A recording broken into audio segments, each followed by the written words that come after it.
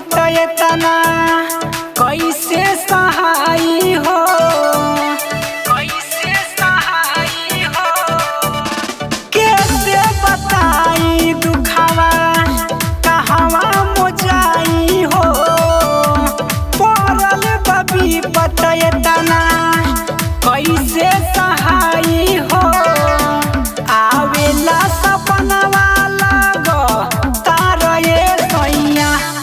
घरे छुट्टी लेके आजा हमार ये सैया।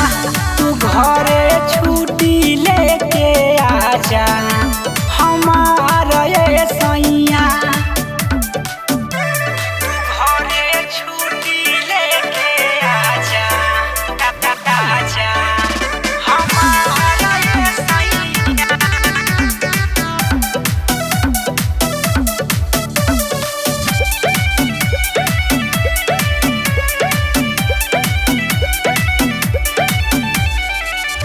बहे